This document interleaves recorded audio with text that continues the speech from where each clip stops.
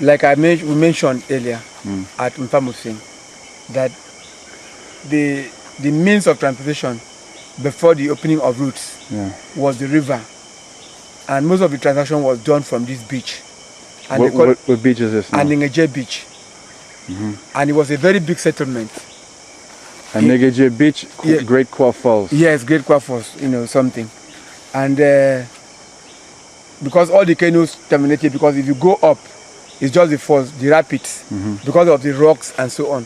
So this was a kind of seep, a small river port, where all the traders from Calabar, from Akpabuyo, Obereke, and other villages, they come in here. Even the initial missionaries and the district officers have to use this river before going to Oban, linking up Oban, because there were no routes. And this river, like you see, terminates at Akpabuyo and passes from Akpabuyo to the Calabar Creek, where it now joins the big falls. You could see the color, like you saw the other color, that is the same color. And the Aningeje people, because of that, became very famous and important, because they sort of have this river port where people now come. But with the opening of the routes and commercial activities on the route, most people were now left behind who were only fishers, and they now went and settled down in the now Aningeje something.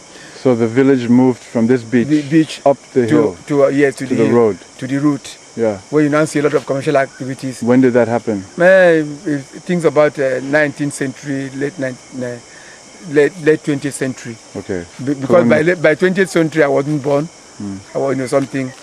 I understand there was a lot of commercial activities up to the 1950s and so on. There was still commercial activities over here. Yeah. So the Mbe shrine was moved up the hill. Yes, up the hill to Aningeje. Yeah. To the main place now. Aningeje. Yes. Aningeje is Ejagham's way. It's Ejagham's king. How do the Efik call it? Efik? I don't know, but something.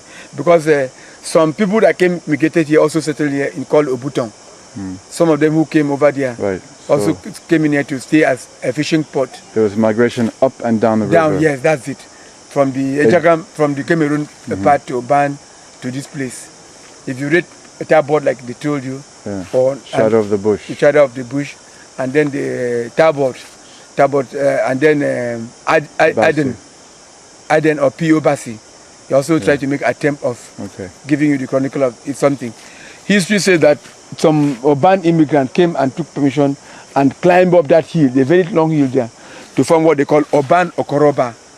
Okay. So they went to the hill. Yes, climb over to this hill. It's a very much long hill. Yeah. It takes very a lot of tall hill. Very tall, yes. It takes a lot of bravery to be able to cross over there and settle down there. Yeah. And this is the road they pass to Aningeje. You can see that road there. So the legend of Enyegueyé in Cuba is about the hill. They went to the hill and gave sacrifice. Okay, yes.